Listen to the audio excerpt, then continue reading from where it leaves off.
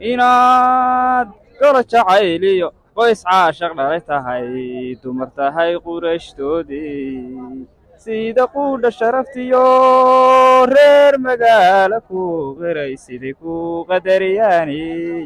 oogey inaad ila qaali tahay inaad ila qiimo weyn tahay quruxdaadu fara badan